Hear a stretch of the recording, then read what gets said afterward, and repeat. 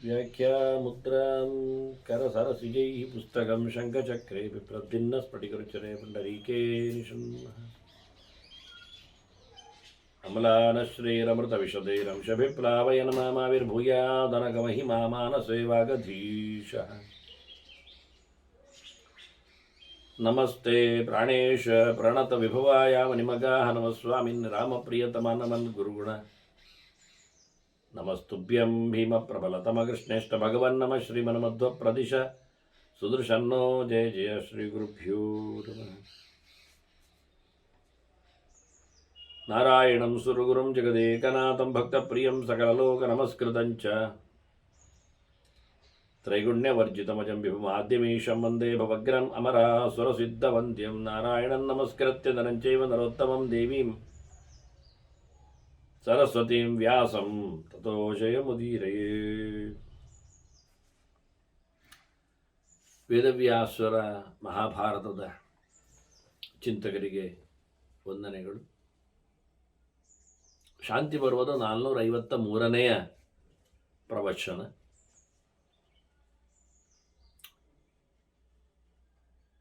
ಬಹಳ ಸುಂದರವಾಗಿ ಸೃಷ್ಟಿಯ ಚಿಂತನೆಯನ್ನು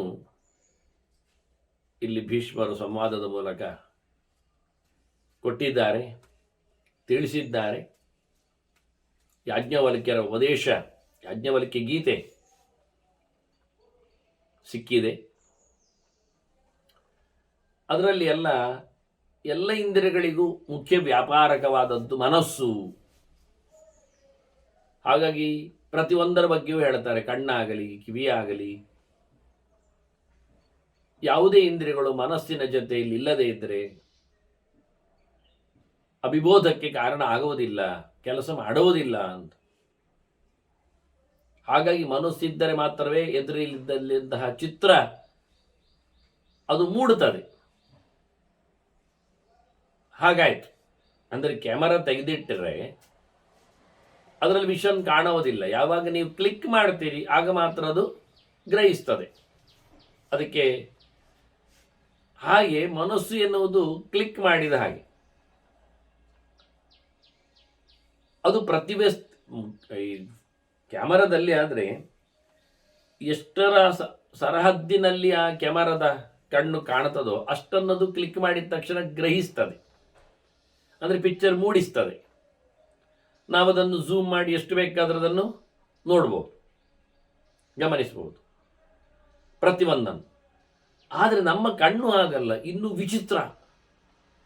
ವಿಷನ್ ಕಾಣುವುದರಲ್ಲಿಯೂ ಮನಸ್ಸು ಯಾವುದನ್ನಾದರೂ ಪರ್ಟಿಕ್ಯುಲರ್ಲಿ ಗ್ರಹಿಸಿದರೆ ಮಾತ್ರ ಅಷ್ಟನ್ನು ಕ್ಲಿಕ್ ಮಾಡ್ತದೆ. ಇದು ಎಕ್ಸ್ಟ್ರಾಆರ್ಡಿನರಿ, ಸಾಮಾನ್ಯ ಕ್ಯಾಮರಾ ಕಣ್ಣಿನಂತಲ್ಲ ಇದು. ಹಾಗಾಗಿ ಮನಸ್ಸೇ ಅತ್ಯಂತ ಪ್ರಧಾನವಾದದ್ದು ಅಂತಾಯ್ತು. ಕಿವಿಯೂ ಹಾಗೆ ಶಬ್ದಗಳನ್ನು ಕೇಳಿಸಿಕೊಳ್ಳುತ್ತದೆ ಅಂತ ಹೇಳುವುದು, ಗಂಟೆಗಟ್ಟಲೆ ಪ್ರವಚನ ಮಾಡಿದ್ರು, ಮನಸ್ಸಲ್ಲಿ ಕೊಟ್ಟಿದ್ರು, ಎಷ್ಟರ ಮಟ್ಟಿಗೆ ಎಲ್ಲ ಧಾರಣೆಗೆ ಹೋಗ್ತದೆ ಅಂದರೆ ಮನಸ್ಸು ಯಾವುದನ್ನು ಜೋರಾಗಿ ಗರಿಸಿತು ಅದನ್ನು ಮಾತ್ರ. ಹಾಗೆ ಆದ್ರಿಂದ ಮನಃ ಚರತಿ ರಾಜೇಂದ್ರ ಚರಿತಂ ಸರ್ವಂ ಇಂದ್ರಿಯೈ. ನಿಜವಾಗಿ ಅನುಭವಿಸುವುದು. ಇಲ್ಲಿ ಚರತಿ ಅಂದರೆ ಎರಡು ಅರ್ಥ ಇದೆ, ಸಂಚರಣ ಅಂತಲೂ ಅರ್ಥ ಇದೆ. ಅದಕ್ಕಿಂತ ಮುಖ್ಯ ಅರ್ಥವಾದದ್ದು ಅನುಭವಿಸುವುದು ಅಂತ, ನುಂಗುವುದು, ಕ್ಯಾಚಿಂಗ್. ಅದರಿಂದ ಚರ ಗತಿಕ್ಕಿಂತಲೇ ಅಂದರೆ ಗತಿ ಇದೆ, ಅವಗತಿ ಇದೆ, ಗತಿ ಇದೆ. ಅದಕ್ಕಿಂತ ಹೆಚ್ಚು ಭಕ್ಷಣಾರ್ಥ ಇದೆ. ಅದರಿಂದ ಇದರ ಎಲ್ಲದರ ಭೋಗ ಅನುಭೋಗ ಅದು ಮನಸ್ಸಿಗೆ. ಆದ್ದರಿಂದ ಮನಃ ಚರತಿ ರಾಜೇಂದ್ರ ಚರಿತಂ ಸರ್ವಂ ಇಂದ್ರಿಯೈ. ಎಲ್ಲ ಇಂದ್ರಿಯಗಳಿಂದ ಯಾವುದು ಗ್ರಹಿಸಲ್ಪಟ್ಟಿದೆಯೋ, ನುಂಗಲ್ಪಟ್ಟಿದೆಯೋ ಅದನ್ನು ಪರಿಪೂರ್ಣವಾಗಿ ಅನುಭವಿಸುವಂಥದ್ದು ಮನಸ್ಸೇ. ನೋಡಿ, ಅಲ್ಲಿ ದೃಷ್ಟಾಂತ ಹೇಳ್ತಾರೆ. ದೃಷ್ಟಾಂತ ಅಂದರೆ ಇದನ್ನು ವ್ಯಾಪ್ತಿಯ ಪ್ರಕಾರದಲ್ಲಿ ಹೇಳ್ತಾರೆ. ನೋಡಿ, ಮನಸ್ಸು ಇಲ್ಲ ಆದರೆ ಏನಾದರೂ ಇಂದ್ರಿಯಗಳು ಕೆಲಸ ಮಾಡ್ತಾವ? ಅವನಿಗೆ ಅಲ್ಲಿ ಮನಸ್ಸು ಇಲ್ಲದಿದ್ದರೆ ಶಾಲೆ ಹೋಗಿರ್ತಾನೆ, ಅವರು ಟೀಚರ್ ಏನೋ ಹೇಳ್ತಾ ಇರ್ತಾರೆ, ಆದರೆ ಇದಕ್ಕೆ ಮನಸ್ಸಿಲ್ಲ, ಎಂಥದ್ದು ಗೊತ್ತಾಗುವುದಿಲ್ಲ. ಹಾಗಾದರೆ ಇಂದ್ರಿಯಗಳಿಗೆಲ್ಲ ಮನಸ್ಸು ಪ್ರಧಾನವೇ. ಮನಸ್ಸು ಮಲಗಿದ್ದರೆ ಇಂದ್ರಿಯಗಳೆಲ್ಲ ಚಪ್ಪೆ. ಮನಸ್ಸು ಪರತೇ ರಾಜನ್ ಇಂದ್ರಿಯೋ ಪರಮೋ ಭವೇತ್. ಮನಸ್ಸು ಮಲಗಿದರೆ ಎಲ್ಲ ಇಂದ್ರಿಯಗಳು ಮಲಗ್ತಾವೆ. ಹಾಗಾದರೆ ಇಂದ್ರಿಯಗಳು ಮಲಗಿದರೆ ಮನಸ್ಸು ಮಲಗ್ತದೆ ಹೇಳಲಿಕ್ಕೆ ಆಗುವುದಿಲ್ಲ. ನಾನು ಕಣ್ಣು ಮುಚ್ಚಿದ್ದೇನೆ, ಇಂದ್ರಿಯ ಮಲಗಿತಲ್ಲ, ಈಗ ಕಾಣಲಿ ಅಂದರೆ ಕಾಣ್ತದೆ. ಕಣ್ಣು ಮುಚ್ಚಿಕೊಂಡ್ರು ಮನಸ್ಸು ಮೆಲ್ಲ ನೋಡ್ತದೆ. ಗಮ್ಮತ್ ನೋಡಿ. ಹಾಗೆ ಗಚ್ಚಿ ಕಿವಿ ಮುಚ್ಚಲಿಕ್ಕೆ ಹೇಳ್ತಾರೆ, ಕಿವಿ ಮುಚ್ಚಿಕೊಂಡ್ರು ಮನಸ್ಸು ಹೇಳ್ತದೆ ಮೆಲ್ಲ ಕೇಳು ಅಂತ. ಹಾಗಾಗಿ ಭಯಂಕರ ಗಮನ ಕೊಟ್ಟು ಕೇಳ್ತಾನೆ.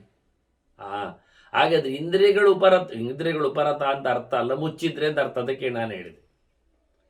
ಅದನ್ನ ಇಂದ್ರಿಯಗಳು ಒಂದೊಮ್ಮೆ ಇನ್ನೊಂದು ಲೆಕ್ಕ ಹೇಳುವ. ಮುಚ್ಚಿದ್ದು ಅರ್ಥಕ್ಕಿಂತಲೂ ಇಂದ್ರಿಯಗಳಿಗೆ ಉಪರತಿ ಅಂದರೆ ಅವುಗಳು ಸೋಲುವುದು ಅಂದರೆ ಡ್ಯಾಮೇಜ್ ಆಗ್ಬೋದು. ಅನೇಕ ಪ್ರಕಾರದಲ್ಲಿ ಸೋಲಿಕ್ಕೆ ಬರ್ತದೆ. ಹಾಗೆ ಕಣ್ಣು ನೋಡಿ ನೋಡಿ ಸೋಲ್ತದೆ ಹೇಳೋದು ಯಾಕೆಂದರೆ ಅದು ಈಗ ಕಣ್ಣು ತೆರೆದಿದ್ದು ಹೀಗೆ ಮಾಡಿ ಬೋಳೆ ಕಣ್ಣು ಮಾಡಿ ರೆಪ್ಪೆ ಮುಚ್ಚದೆ ಕೂತ್ರೆ ಮತ್ತೆ ಅದಕ್ಕೆ ಆಯಾಸ ಆಗ್ತದೆ. ಅದು ತನ್ನಷ್ಟಕ್ಕೆ ಸುಮ್ಮನೆ ಎಚ್ಚರ ಉಂಟು ಅವನಿಗೆ, ಆದ್ರೆ ಕಣ್ಣು ಮುಚ್ಚಿ ಇರ್ತಾನವ. ತೆರೆದೇ ಕೂತು ಈ ಬಹಳ ಜಾಸ್ತಿ ಲೈಟ್ ಹಾಕಿಕೊಂಡು ಸ್ಟೇಜಿನಲ್ಲಿ ಏನಾದರೂ ಬಣ್ಣದ ವ್ಯಕ್ತಿಗಳ ಕುಣಿತ ಎಲ್ಲ ಇದ್ದರೆ ಅದು ನೋಡಿ ನೋಡಿ ಕಣ್ಣು ಅಲ್ಲಿಗೆ ಹಗುರಾಗ್ತದೆ. ಮತ್ತೆ ಅದಕ್ಕೆಲ್ಲ ಮಂಜಳು ಕಾಣ್ತದೆ, ಒಂದೇ ಬಗೆ ಕಾಣ್ತದೆ. ಕೊನೆಗೆ ಪಕ್ಕದವರ ಹತ್ರ ಕೇಳ್ತಾರೆ, ಎಂತ ಜನ ಉಂಟಾ ಅಥವಾ ಇಲ್ಲವಾ ಅಂತ. ಹಾಗಾಗುವುದುಂಟು. ಕಂಡಾಬಿಟ್ರೆ ರಾಡಿ ಲೈಟ್ ಹಾಕಿ ರಾಡಿ ವೇಷ ಹಾಕಿದರೆ ಗಂಟೆಗಟ್ಟಲೆ ಅದನ್ನು ರನ್ ಮಾಡಿದರೆ ಮನುಷ್ಯನ ಕಣ್ಣು ಮತ್ತೆ ಕತ್ತಲು ಬರ್ತದೆ. ಮತ್ತೆ ಇಡೀ ಆನೆಯಲ್ಲಿ ಹೊರಟ್ರು ಇವನಿಗೆ ಅಂತ ಕಾಣುವುದಿಲ್ಲ, ಎಂಥದ ಕಪ್ಪಿದು ಹೋಯ್ತಾನ ಕೇಳ್ತಾರೆ, ಪ್ರಯೋಜನ ಇಲ್ಲ ಆಗ್ತದೆ. ಹೀಗಾಗಿ ಈ ಇಂದ್ರಿಯಗಳು ಸೋಲೋಯ್ದಾನ. ಹಾಗೆ ಪ್ರವಚನ ಸಹ ಹಾಗೆ ಬಲು ಜಟಿಲವಾದಂತಹ ತರ್ಕದ ಪ್ರಮೇಯಗಳನ್ನಿಟ್ಟುಕೊಂಡು ಒಂದು ವ್ಯಾಕರಣದ ಮುದ್ದೆಯನ್ನೆಲ್ಲ ಅದರಲ್ಲಿ ಸಿಕ್ಕಿಸಿ ಇನ್ನೇನು ಆಗದ ಹೋಗದ ವೇದಾಂತಗಳ ಅಧ್ಯಾತ್ಮಗಳ ಈ ಜಗತ್ತು ಇಲ್ಲ, ಅದರಲ್ಲಿ ಏನೋ ಇದೊಂದು ಮಾಯಾ ಪ್ರಕಾರದ್ದು ಉಂಟು, ಅದು ಕೆಲಸಕ್ಕೆ ಬರುವುದಿಲ್ಲ, ಇಲ್ಲಿ ಎಲ್ಲ ಕಾಣುವುದಷ್ಟೇ, ಹೀಗೆಲ್ಲ ಏನೋ ವಿಪರೀತವಾಗಿ ಅವನ ಅನುಭವಕ್ಕಿಂತ ವಿಪರೀತವಾದ ಮಾತುಗಳನ್ನು ಅದನ್ನು ಅಧಿಕೃತಗೊಳಿಸ್ಲಿಕ್ಕೋಸ್ಕರ ಮತ್ತೊಂದಿಷ್ಟು ದೃಷ್ಟಾಂತಗಳನ್ನೆಲ್ಲ ಅದಕ್ಕೆ ಹಚ್ಚಿಕೊಂಡು ಅಪ್ಪಚ್ಚಿ ಮಾಡಿಕೊಂಡೆಲ್ಲ ಹೇಳಿ ಶುರು ಮಾಡಿದರೆ ಇದು ಎಂಥದ್ದು ಸುಮ್ಮನೆ ಇವರಿಗೆ ಪುರುಸೋತು ಜಾಸ್ತಿ ಉಂಟು ಹೇಳಿಕೊಂಡು ಇವ ಬೇರೆ ಎಂಥದ್ದು ಯೋಚನೆಯಲ್ಲಿ ಹೋಗ್ತಾನೆ. ಅಲ್ಲೇ ಇರ್ತದೆ, ಎದ್ದೋಗುವುದಿಲ್ಲವ. ಕಿವಿ ಸಹ ಏನು ಮುಚ್ಚಲಿಕ್ಕೆ ಬರುವುದಿಲ್ಲ, ಆದರೂ ಶಬ್ದಗಳು ಅವನಿಗೆ ಏನು ಸಹ ಮಾಡುವುದಿಲ್ಲ. ಯಾಕೆಂದರೆ ಕಿವಿಗೆ ಪೆಟ್ಟಾಗಿ ಜಾಸ್ತಿ ಆಗಿದೆ. ಈ ಇಂದ್ರಿಯಗಳು ಕೆಲವೊಮ್ಮೆ ಸೋಲುವುದು ಅಂತ ಉಂಟು. ಆಗ ಮನಸ್ಸು ಸೋಲ್ತದೆ ಹೇಳಲಿಕ್ಕೆ ಬರುವುದಿಲ್ಲ. ನೋಡಿ ಹೇಳು, ಮನಸ್ಸು ಭಯಂಕರ ಜೋರು.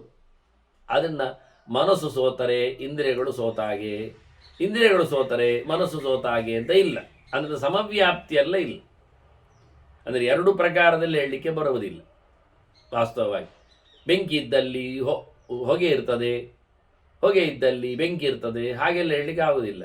ಹೊಗೆ ಇದ್ದಲ್ಲಿ ಬೆಂಕಿ ಇರ್ತದೆ ಹೇಳುವುದು ಸತ್ಯ, ಆದರೆ ಬೆಂಕಿ ಇದ್ದಲ್ಲಿ ಹೊಗೆ ಉಂಟು ಹೇಳುವುದು ಅದು ಆಗುವುದಿಲ್ಲ. ಯಾಕೆಂದರೆ ಬೆಂಕಿ ಉಂಟು ಎಲ್ಲಿ? ಕಬ್ಬಿಣದ ಉಂಡೆಯಲ್ಲಿ ಕಾಯಿಸಿಟ್ಟಿದ್ದಾನವ, ಅದರಲ್ಲಿ ಬೆಂಕಿ ಉಂಟು, ಆದರೆ ಹೊಗೆ ಉಂಟಾ? ಇಲ್ಲ. ನೋಡಬೇಕಾದ್ರೆ ನೀವು ನೀರು ಹಾಕಬೇಕು ಅದಕ್ಕೆ.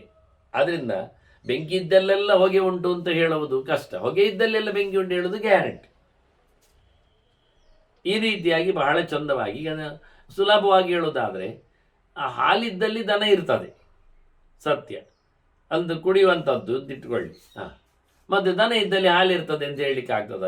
ಆಗುವುದಿಲ್ಲ. ಯಾಕೆಂದರೆ ದನ ಇನ್ನು ಸಹ ಗೊಡ್ಡು ದನ ಇರಬಹುದು, ಅಥವಾ ಹಾಲು ಕೊಡದ್ದು ಇರಬಹುದು, ಅಥವಾ ಚಳಿಗಾಲದ್ದು ದನ ಇರಬಹುದು, ಮತ್ತೆ ಅದು ಗಂಡು ದನ ಇರಬಹುದು. ದನದಲ್ಲಿಯೂ ಗಂಡು ಹೆಣ್ಣು ಇರ್ತದಲ್ಲ.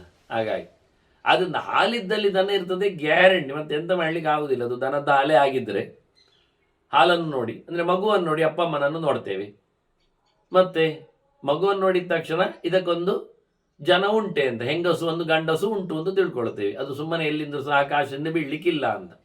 ಹಾಗಿದ್ರೆ ಗಂಡಸು ಒಂದು ಹೆಂಗಸು ಒಂದು ಉಂಟು ನೋಡಿ ನಿಮ್ದು ಮಗುಯಲ್ಲಿ ಹುಡುಕ್ಲಿಕ್ಕೆ ಬರ್ತದ? ಅದಿನ್ನು ಮದುವೆ ಆದಷ್ಟೇ ಮಾರ್ಯಾರೆ ಅಂತಾರೆ ಅವ.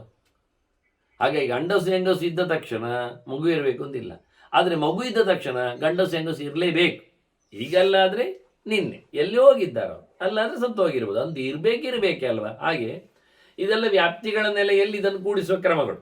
ಅದರಿಂದ ಮನಸ್ಸು ಇದ್ದಲ್ಲಿ ಇಂದ್ರಿಯಗಳು ಕೆಲಸ ಮಾಡ್ತವೆ, ಇಂದ್ರಿಯಗಳು ಇದ್ದಲ್ಲಿ ಮನಸ್ಸು ಕೆಲಸ ಮಾಡಬೇಕು ಅಂತ ನಿರ್ಬಂಧ ಇಲ್ಲ.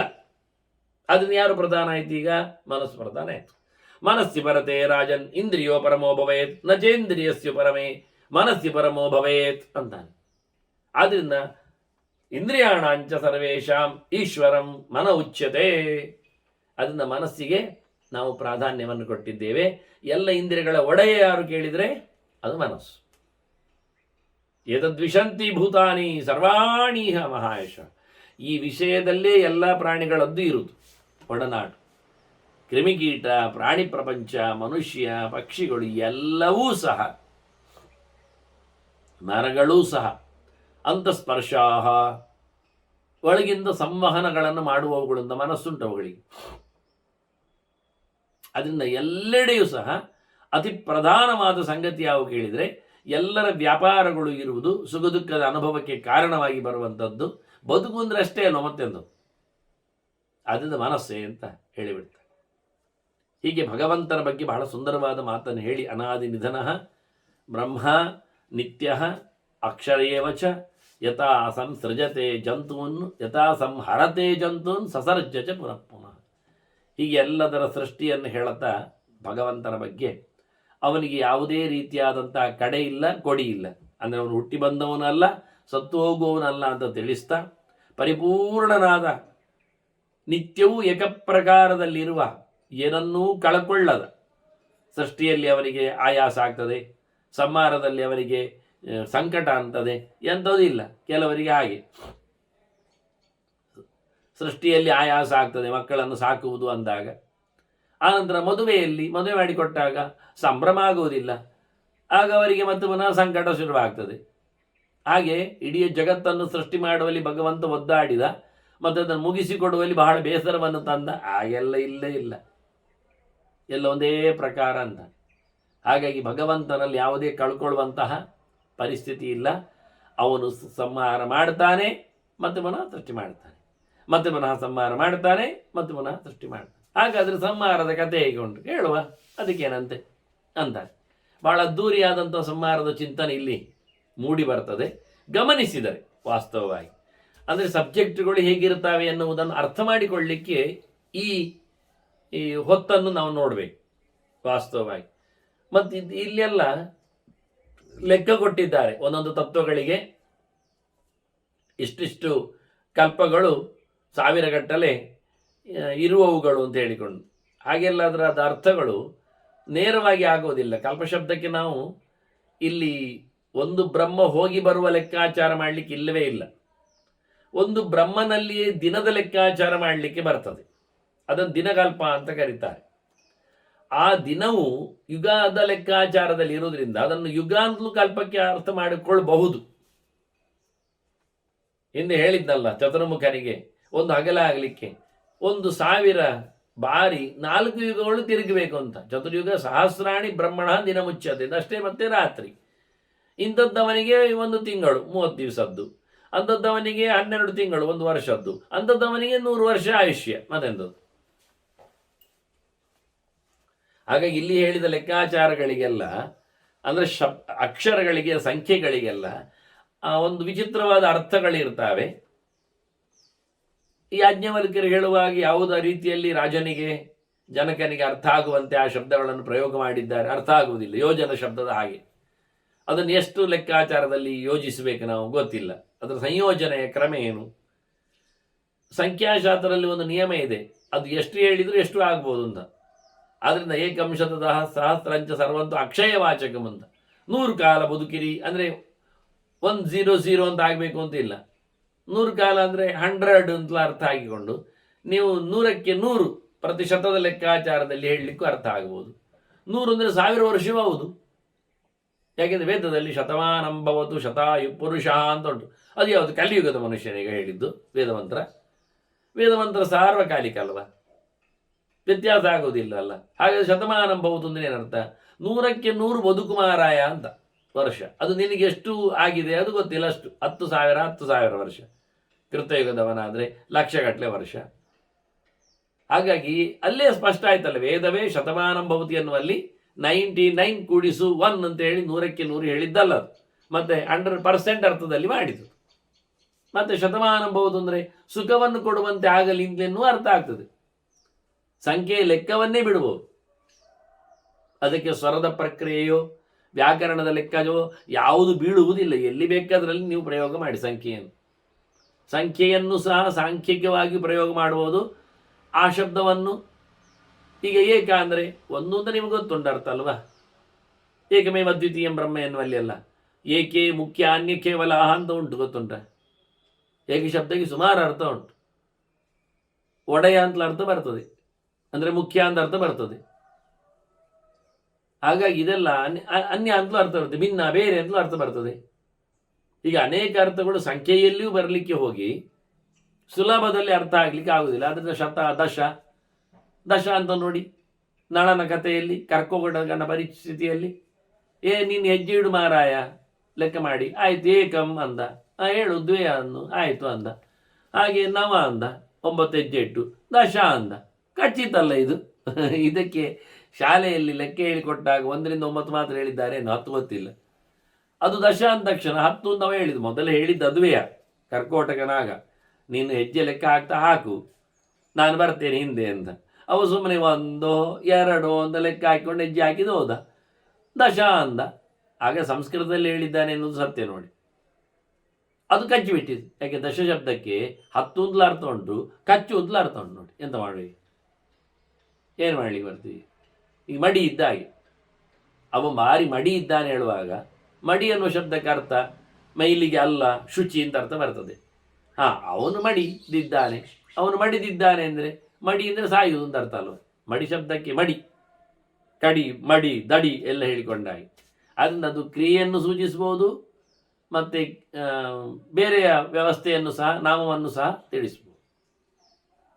ಹಾಗೆ ಇಲ್ಲಿ ಸಂಖ್ಯೆಯನ್ನು ನಾವು ಎಷ್ಟರ ಮಟ್ಟಿಗೂ ಅರ್ಥ ಮಾಡಿಕೊಳ್ಳಲಿಕ್ಕೆ ಆಗುವ ಹಾಗೆ ಇನ್ನಿತರ ಕಡೆಯಲ್ಲಿ ಬಂದಂತೆ ಅರ್ಥ ಮಾಡಿಕೊಳ್ಳಿಕ್ಕೆ ಉಂಟು. ಈಗ ನಾವು ಸಂಹಾರದೆಡೆಗೆ ಹೋಗುವ.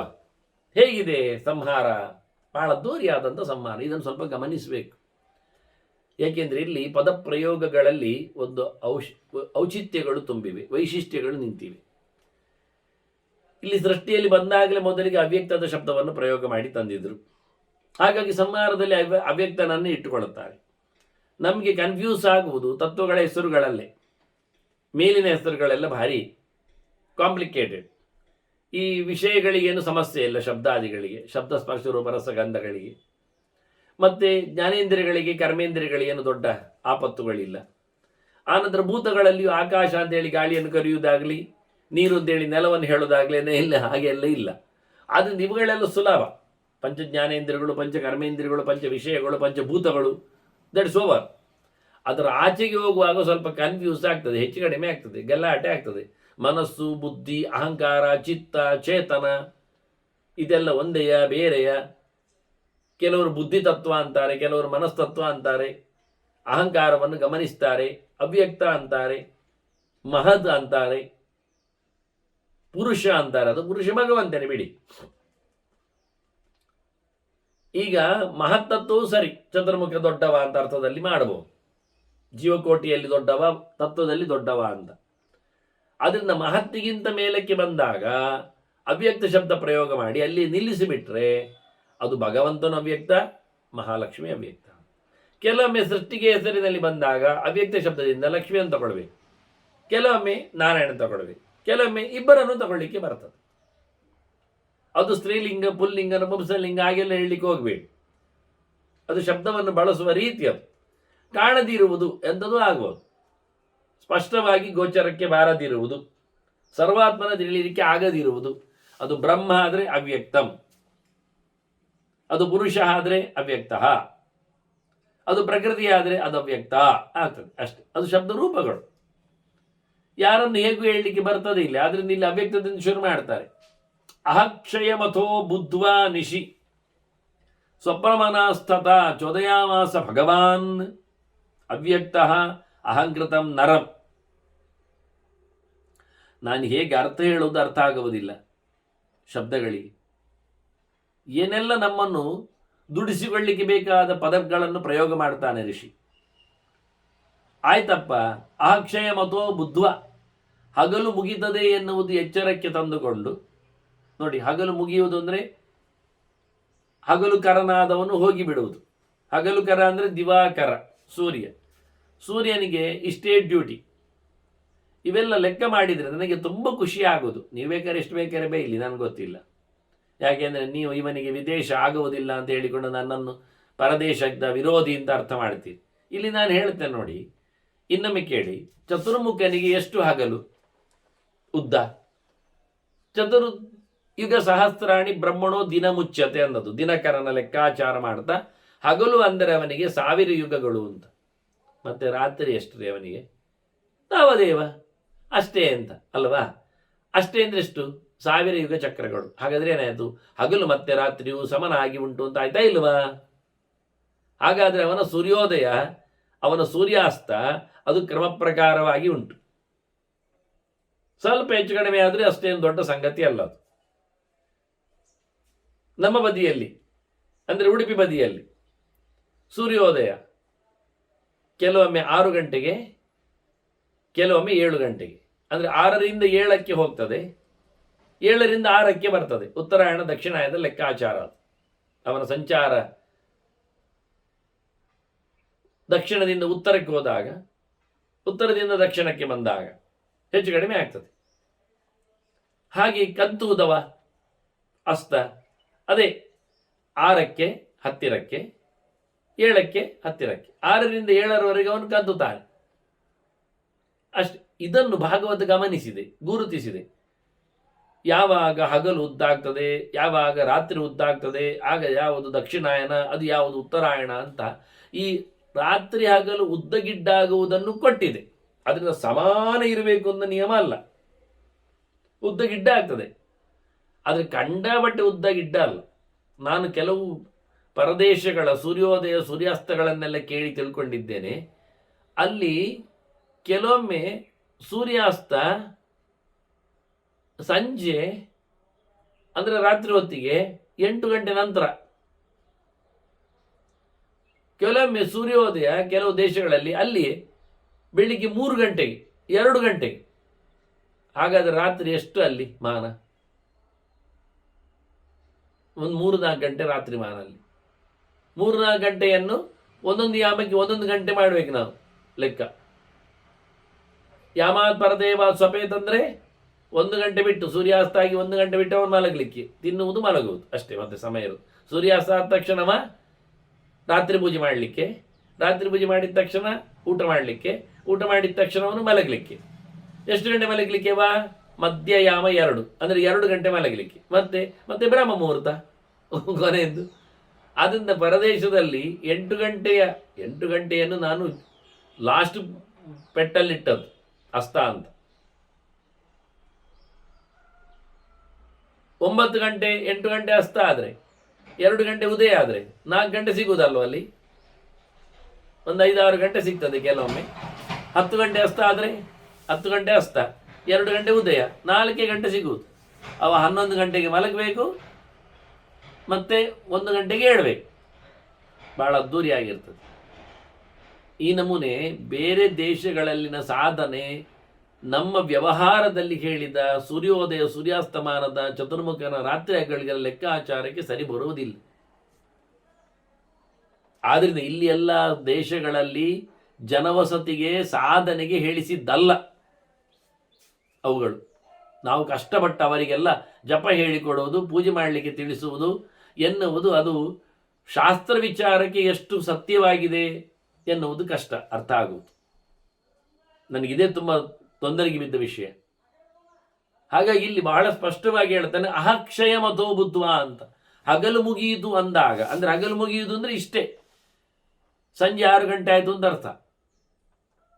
ಮತ್ತೇನ್ ಮಾಡ್ತಾನವನು? ನಿಶಿ, ಆಗ ರಾತ್ರಿ ಅವನಿಗೆ ಸ್ವಪ್ನ ಮನಾಹ ತಥ, ಅವನಿಗೆ ನಿದ್ದೆ ಮಾಡಬೇಕು ಅಂತ ಕಂಡಿತು. ಸ್ವಪ್ನ ಮನಾಹ, ದೇವರು ನಿದ್ದೆ ಮಾಡೋದಿಲ್ಲ ಗೊತ್ತು ನಮಗೆ, ನಿದ್ದೆ ಮಾಡುವ ಅಂತ ಖಂಡಿತ ಅವನಿಗೆ. ನೋಡಿ ಎಂತ ವಿಷಯ. ಆದ್ರಿಂದ ಚತುರ್ಮುಖನಿಗೆ ಇದು ಸ್ವಪ್ನಮನ ಅಲ್ಲ, ಆಗುವುದಿಲ್ಲ. ಆದ್ರಿಂದ ದೇವರೊಂದು ಅರ್ಥ ಆಯ್ತು. ಚೋದಯಾಮಾಸ ಭಗವಾನ್, ಅದಕ್ಕೆ ಶಬ್ದ ಹಾಕಿದ್ರು ಭಗವಂತ ಅಂತ. ಭಗವಂತ ಪ್ರೇರಣೆ ಮಾಡಿದ ಯಾರಿಗೆ? ಯಾರು ಭಗವಂತ ಅಂದ್ರೆ ಇವರು ಅವ್ಯಕ್ತ. ಇಲ್ಲಿ ಸ್ಪಷ್ಟ ಹೇಳಿತು. ಸೃಷ್ಟಿಯಲ್ಲಿ ಮೊದಲು ಋಷಿ ಹೇಳದಿದ್ರು, ಸಂಹಾರದ ಹೊತ್ತಿನಲ್ಲಿ ಬಂದಾಗ ಭಗವಾನ್ ಅವ್ಯಕ್ತ ಅಂತಾನೆ. ಪೂಜ್ಯ ದೇವರು, ಭಗವಂತನಾದ ನಾರಾಯಣನು ಯಾರಿಗೆ ಪ್ರೇರಣೆ ಮಾಡಿದ? ಸಂಹಾರಕ್ಕೆ ಯಾರು ವ್ಯಕ್ತಿಗಳು? ಅಲ್ಲ, ಸೃಷ್ಟಿಗೆ ಪ್ರೇರಣೆ ಮಾಡಿ ಚತುರ್ಮುಖನಿಗಲ್ವ. ಅದು ಸಂಹಾರಕ್ಕೆ ಪ್ರೇರಣೆ ಮಾಡಿದ ರುದ್ರನಿಗೆ. ಆಯ್ತು, ಮಾಡಲಿ, ರುದ್ರನಿಗೆ ಮಾಡಿ. ಮತ್ತೆ ಬ್ರಹ್ಮದೇವರನ್ನು ಯಾರು ಸಂಹಾರ ಮಾಡುದು? ಅದು ಸಮ ಆಗಲಿಲ್ಲ. ಆದರೆ ನೀವು ಚೋದನೆ ಮಾಡಿ ಯಾರಿಗೆ ಕೇಳಿದರೆ ಅಹಂಕೃತಂ ನರಂ ಅಂತ ಶಬ್ದ ಹಾಕಿದ್ದಾನೆ. ಅಹಂಕಾರದ ಅಭಿಮಾನಿಯಾದ ರುದ್ರನನ್ನು ಎನ್ನುವ ಅರ್ಥ ಬರ್ತದೆ. ನರಂ ಶಬ್ದ ಪ್ರಯೋಗ ಮಾಡಿದ್ರಿಂದ ಶೇಷತತ್ವ ಎನ್ನುವುದು ಅರ್ಥ ಆಗ್ತದೆ. ಅಂದರೆ ಶೇಷನಿಗೆ ಹೇಳಿದ, ಅವನು ಸಂಕರ್ಷಣ ರೂಪದಲ್ಲಿದ್ದಾನೆ, ಅವನು ಸಂಹಾರ ಮಾಡಲಿಕ್ಕೆ ಸಮರ್ಥನಿದ್ದಾನೆ, ಅವನು ಸಂಕರ್ಷಣ ಎಲ್ಲವನ್ನು ವಿಡ್ರಾ ಮಾಡುವವ. ಹೀಗೆ ಅರ್ಥ ಮಾಡ್ತಾ ಅಹಂಕಾರ ಶಬ್ದಕ್ಕೆ ಹಿಂದೆ ಇಲ್ಲಿ ಯಾಜ್ಞವಲ್ಕ್ಯರು ಚತುರ್ಮುಖನನ್ನು ತಿಳಿಸಿಕೊಟ್ಟಿದ್ದಾರೆ. ಆದ್ರಿಂದ ಯಾಕೆಂದ್ರೆ ಅವನು ಜೀವಾಭಿಮಾನಿ. ಅಹಂ ಅಂದರೆ ಜೀವ, ನಾನು ಅಂತ ಹೇಳುವುದಕ್ಕೆ ಒಡೆಯ ಯಾರು? ಅಹಂಕೃತಂ ನರಂ. ಇಲ್ಲಿ ಅಹಂಕಾರ ಹೇಳಲಿಲ್ಲ, ಅಹಂಕೃತಂ ನರಂ. ಅದರಿಂದ ಜೀವನನ್ನು ನಾನು ಅಂತ ಹೇಳುವಂತೆ ಮಾಡಿದವನು ಯಾರು? ಚೇತನ ಸ್ವಾಮಿ. ಅದೇ ಚತುರ್ಮುಖ. ಅದನ್ನು ಚತುರ್ಮುಖನಿಗೆ ಹೇಳಿದ. ಯಾಕೆ? ಅವನು ರುದ್ರನನ್ನು ಕಬಳಿಸಬೇಕವ. ಅದನ್ನು ರುದ್ರನಲ್ಲೂ ಹೇಳಿದ, ಲೋಕವನ್ನು ಕಬಳಿಸಲಿಕ್ಕೆ. ಇದು ಕ್ರಮ. ಲೋಕವನ್ನು ಕಬಳಿಸುವಲ್ಲಿ, ಭೂತಗಳ ಕಬಳಿಸುವಲ್ಲಿ ರುದ್ರನಿದ್ದಾನೆ, ರುದ್ರನನ್ನು ಕಬಳಿಸುವಲ್ಲಿ ಚತುರ್ಮುಖ ಬರ್ತಾನೆ. ಹಾಗಾಗಿ ಎರಡರ ಲೆಕ್ಕಾಚಾರವನ್ನು ಹೇಳಲಿಕ್ಕೋಸ್ಕರ ಈ ಮಾತುಗಳನ್ನೆಲ್ಲ ಬದಲಿಸ್ತಾನೆ. ಅದಕ್ಕೆ ನಾನು ಹೇಳಿದೆ, ಸಂಹಾರದ ಈ ಗೆರೆಗಳಿಗೆ ಬಹಳ ಅರ್ಥಗಳಿವೆ ಅಂತ. ತುಂಬ ಸುಲಭದಲ್ಲಿ ಹೇಳಿಕೊಳ್ಳಲಿಕ್ಕೆಲ್ಲ ಆಗುವುದಿಲ್ಲ. ಅನುವಾದಕರು ಸೋತೆ ಹೋಗ್ಬೇಕು ಇಲ್ಲಿ ಎಲ್ಲ. ಅವ್ರು ಏನು ಬರೆದ್ರು ಒಂದಲ್ಲ ಒಂದು ವಿಷಯದಲ್ಲಿ ತಪ್ಪಿನವರೇ ಆಗ್ತಾರೆ, ಒಂದಲ್ಲ ಒಂದು ವಿಷಯಕ್ಕೆ ಅವರು ಸರಿಯೂ ಆಗ್ತಾರೆ. ಹಳತು ಬಿದ್ದ, ಸೆಲ್ಲು ತೆಗೆದ, ಸ್ಪ್ರಿಂಗ್ ಇಲ್ಲದ ಗಡಿಯಾರವು ಪ್ರತಿನಿತ್ಯ ಅದು 12 ಮುಳ್ಳಿದ್ದಾದರೆ 2 ಹೊತ್ತು ಸರಿಯಾದ ಗಂಟೆಯನ್ನು ಕೊಡ್ತದೆ. ನಾವು ನೋಡಿದರೆ ಅಲ್ಲಿ ಹೋಗಿ. ಯಾಕೆ? ಅದು ನಿಂತಿದೆ, ಅಲ್ಲಿಯೇ ನಿಂತಿದೆ, ಮುಳ್ಳು ತೆಗೆಯದಿದ್ರೆ ಅದರದ್ದು. ಮತ್ತೆ ಅದು ಇಲ್ಲ ಅಂತಾದರೆ ಹೇಳುವುದೆಂಥದ್ದು ಗಡಿಯಾರ. ಆದ್ದರಿಂದ ಯಾವುದೇ ಅನುವಾದಗಳು ಅದು ಎಷ್ಟು ಓರೆ ಆದರೂ ಯಾವುದೋ ಒಂದು ಮುಖದಲ್ಲಿ ಅದು ಸರಿ ಆಗ್ತದೆ ಎನ್ನುವುದು ದೊಡ್ಡ ಸಂಗತಿ ಅಲ್ಲ. ಹೊರಟ ಬಳಿಕ ಅದಕ್ಕೊಂದು ಪ್ರಾಮಾಣಿಕವಾದ ಕಲ್ಪನೆ ಬೇಕಲ್ಲ. ಅದರಿಂದ ಇಲ್ಲಿ ಯಾರನ್ನು ಗುರುತಿಸಿದ ಎನ್ನುವುದರಲ್ಲಿ ದೊಡ್ಡ ಡೌಟ್. ನರಶಬ್ದ ಹಾಕಿದ್ರು, ನರೋ ನಾರಾಯಣಷ್ಟೇವೆ ಹೇಳಿದಾಗೆ, ನರನಾರಾಯಣ ಯವತೋ ತಾವೇ ಅರ್ಜುನ ಕೇಶವ ತಿಳಿಸಿದಾಗೆ, ನಾವು ಶೇಷರನ್ನು ಚಿಂತನೆ ಮಾಡಿದ್ರು, ಸಂಕರ್ಷಣ ಹೇಳಿದ್ರು. ಆದರೆ ನರ ಅಂದರೆ ಜೀವ, ಆದ್ರಿಂದ ಮನುಷ್ಯ, ಆದ್ರಿಂದ ಜೀವಾಭಿಮಾನಿಯಾದ ಚತುರ್ಮುಖನನ್ನು ಅರ್ಥ ಮಾಡುವುದರಲ್ಲಿ ಏನು ತಪ್ಪಿಲ್ಲ. ಅಲ್ಲ, ಇಬ್ಬರನ್ನು ಮಾಡುವ, ಆಯ್ತಪ್ಪ. ಅಹಂಕೃತಂ ನರಂ 2 ಶಬ್ದಗಳಿಂದ ಇಬ್ಬರನ್ನು ಹೇಳಿದ್ದಾನೆ. ಆದೀತು. ಮುಂದಕ್ಕೆ ಹೇಳುವಾಗ ಹೇಳ್ತಾ ನೋಡಿ, ಅವನ ಚೋದನೆ ಯಾರಿಗೆ ಬಂದಿದೆ ಅಂತ. ತತಃ ಸಹಸ್ರಾಂಶು ಅವ್ಯಕ್ತೇನ ಅಭಿಚೋದಿತ ಕೃತ್ವಾ 12 ಆದಿತ್ಯ ಜ್ವಲದಗ್ನಿವತ್ಸ್. ಇಲ್ಲಿ ಹೇಳಿದ್ದು ಅಹಂಕಾರ ತತ್ವಕ್ಕೆ ಅಥವಾ ನರನಿಗೆ. ಹೇಳಿದವ ಅವ್ಯಕ್ತ ಭಗವಂತ. ಏನು ಅಂತ ಹೇಳಿದ? ಆಯ್ತು, ಆಗಿ ಹೋಗ್ಲಿ, ರಾತ್ರಿ ಬರ್ತಾ ಉಂಟು, ಎಲ್ಲ ಮುಗಿಸಿಬಿಡು ಅಂತ. ಇಲ್ಲಿ ಸ್ವಿಚ್ ಆಫ್ ಮಾಡುವ ಲೆಕ್ಕ ಇಲ್ಲ. ಇಲ್ಲೆಲ್ಲ ಇಲ್ಲೇ ಮಾಡಿಬಿಡುವುದೇ ಗಮ್ಮತ್ತು. ಅಂದರೆ ಹಾಗೆ ಪ್ರತಿನಿತ್ಯ ಕತ್ತಲಾದ ನಂತರ ಪಾತ್ರೆ ಪದಾರ್ಥಗಳನ್ನೆಲ್ಲ ಇಲ್ಲೇ ಮಾಡಿಬಿಡುದು. ಮತ್ತೆ ಮರುದಿನ ಬೆಳಿಗ್ಗೆ ಮತ್ತೆ ಶುರುವಿಂದ ಹೊಸ ಪಾತ್ರೆ, ಹೊಸ ಧಾನ್ಯ, ಹೊಸ ಊಟವೇ. ಏನು ಗಮ್ಮತ್ತು ನೋಡಿ. ಯಾಕೆ? ಮಧ್ಯಾಹ್ನ ಊಟ ಆಗುದಲ್ವಾ. ಅದರಿಂದ ಬೆಳಗಿನವರೆಗೆ ಪಾತ್ರೆ ಮಾಡಲಿಕ್ಕೆ, ಆನಂತರ ಅದನ್ನು ಗಟ್ಟಿ ಮಾಡಲಿಕ್ಕೆ ಪಾತ್ರೆಯಲ್ಲಿ ನಮ್ಮಲ್ಲಿ ಹೆಚ್ಚು ಕಷ್ಟ ಇಲ್ಲ. ಇರಲಿ ಬಿಡಿ. ಎಲೆಯ ಪಾತ್ರೆಯೂ ಆಗ್ತದೆ, ಪುರುಪರ್ಣ ಪಾತ್ರೆ ಹಿಂದ ಹರಿಯುವ ನೀರಿರ್ತದೆ, ಹಿಡಿದರೆ ಆಗ್ತದೆ. ಬೇಯಿಸಿ ತಿನ್ನಬೇಕು ಅಂತ ಕ್ರಮ ಇಲ್ಲ, ಹಾಗಾಗಿ ಸಮಸ್ಯೆ ಇಲ್ಲ. ಅಗ್ನಿಹೋತ್ರಾದಿಗಳು ಅದು ನೀರಿನಲ್ಲಿಯೂ ನಡೀತದೆ, ವೈಷ್ಣದೇವಾದಿಗಳು, ಅದೊಂದು ವಿಚಿತ್ರ. ಮತ್ತು ಅತಿಥಿಯೇ ನಮಗೆ ಅಗ್ನಿ, ಅದು ಇನ್ನೂ ಸಮಸ್ಯೆ ಇಲ್ಲ. ದಿನನಿತ್ಯ ಹೊಸ ಊಟ ಆದರೆ ಅತಿಥಿ ಯಾವಾಗಲೂ ಬರಬಹುದು ನಮಗೆ ಸಿಕ್ಕಿಯ. ಮತ್ತೆ ನೆಲವನ್ನು ಉತ್ತು ಬೆಳೆಸಿ ಎಲ್ಲ ಮಾಡುವಂಥದ್ದಿಲ್ಲ, ಅದೆಲ್ಲ ನೋವು ನಲಿವುಗಳ ಕಂತೆ ಆಗ್ತದೆ ಬಿಡಿ. ಹೀಗೆ ಬಹಳ ಚಂದವಾಗಿ ಅಹಂಕಾರ ತತ್ವವನ್ನು ಸಂಹಾರಕ್ಕೆ ಆದೇಶ ಮಾಡಿದರೆ, ನರನನ್ನು ತಿಳಿಸಿಕೊಟ್ರೆ, ಇಲ್ಲಿ ಮತ್ತೆ ಪುನಃ ಚೋದನೆ ಅಲ್ಲಿ ಚೋದನೆ ಮಾಡಿದ ಹೇಳಿದ ಅವರನ್ನು ಅಂತ, ಅವನಿಗೆ ಪ್ರಚೋದನೆ ಕೊಟ್ಟ ಅಂತ ಆದೇಶ ಮಾಡಿದ. ಇಲ್ಲಿ ಮತ್ತೆ ಪುನಃ ತತಃ ಸಹಸ್ರಾಂಶು ಅವ್ಯಕ್ತೇನ ಅಭಿಚೋದಿತ. ಅವ್ಯಕ್ತನೇ ಪ್ರಚೋದನೆ ಮಾಡಿದ್ದು ಅಂತ ಹೇಳ್ತಾನಲ್ಲ ಸೂರ್ಯ. 12 ಆಗಿ ಅವನು ಬಿಸಿ ಮಾಡಲಿಕ್ಕೆ ಶುರು ಮಾಡಿದ್ದಾನೆ. ಸಂಹಾರ ಮಾಡೋ ಮೊದಲ ಕತೆ ಹಾಗೆ, ಬಿಸಿ ಮಾಡುವುದು, ಎಲ್ಲ ಸುಟ್ಟು ಹೋಗ್ತದಲ್ಲ ಮತ್ತೆಂತ, ಯಾರು ಉಳಿಯುವುದಿಲ್ಲ, ಗೊತ್ತೇ ಆಗುವುದಿಲ್ಲ. ಇಲ್ಲಿ ಹೇಳುವಾಗ ಅವ್ಯಕ್ತೇನ ಅಭಿಚೋದಿತ ಅಂತಾನೆ. ಅದನ್ನ ಅವ್ಯಕ್ತಕ್ಕೆ ಪ್ರಕೃತಿಯಿಂದ ಅರ್ಥವಾ, ಅದು ಅವರಿಗೆಲ್ಲ ಕಾಣದಿರುವ ಒಂದು ಶಕ್ತಿಯಿಂದ? ಅಹಂಕಾರ ಮನಸ್ಸು ಎಲ್ಲ ಕಾಣುವುದಿಲ್ಲ. ಇಂದ್ರಿಯಗಳಾದ್ರೂ ಗೋಲಕದಲ್ಲಿ ಕಾಣ್ತವೆ, ಎಲ್ಲರೂ ತೋರಿಸಿದ್ದಾನೆ, ಇದು ಕಣ್ಣು, ಇದು ಕಿವಿ, ಇದು ಮೂಗು ಅಂತ ಗೋಲಕವನ್ನೇ ತೋರಿಸ್ಯಾರ. ತೋರಿಸ್ಲಿಕ್ಕೆ ಒಂದುಂಟಲ್ಲ, ಇದು ಮನಸ್ಸು ಅಂತ ತೋರಿಸುವುದು ಹೇಗೆ? ಎಲ್ಲಿ ಹೊಟ್ಟೆ ಮಾಡಿ ತೋರಿಸಬೇಕು? ಎಲ್ಲಿ ಉಂಟು ಅಂತ ಹೇಳುವ? ಇಲ್ಲ. ಹಾಗಾಗಿ ಮನಸ್ಸನ್ನು ಅಹಂಕಾರವನ್ನೆಲ್ಲ ತೋರಿಸಲಿಕ್ಕೆ ಬಾರದೇ ಇರುವುದರಿಂದ ಅವ್ಯಕ್ತಿಯನ್ನು ಅರ್ಥ ಆಗ್ತದೆ. ಅದಕ್ಕೆ ನಾನು ಹೇಳಿದೆ, ಒಂದು ಶಬ್ದ ಎಷ್ಟು ಅರ್ಥ ಆಗ್ತದೆ. ಆದ್ರಿಂದ ಚತುರ್ಮುಖನ ಪ್ರೇರಣೆಯಂತೆ, ಇಲ್ಲ ರುದ್ರದೇವರ ಆದೇಶದಂತೆ, ಅಲ್ಲ ಪ್ರಕೃತಿಯ ನೆಲೆಯಂತೆ, ಅಲ್ಲ ದೇವರ ಚೋದನೆಯಂತೆ, ಏನೂ ಅರ್ಥ ಆಗ್ತದೆ. ಎಲ್ಲ ಅರ್ಥ ಬರ್ಲಿಕ್ಕೋಸ್ಕರ ಒಂದರೊಳಗೊಂದು ಇನ್ಸರ್ಟ್ ಆಗಿ ದೇವರು ಪ್ರಕೃತಿಯಲ್ಲಿ ಹೇಳಿ, ಪ್ರಕೃತಿ ಚತುರ್ಮುಖನಿಗೆ ತಿಳಿಸಿ, ಚತುರ್ಮುಖ ರುದ್ರನಿಗೆ ಅದನ್ನು ಹೇಳಿದ ಬಳಿಕ ಅಲ್ಲಿಂದ ಅದು ಸ್ಕಂದನಿಗೆ ಆದೇಶ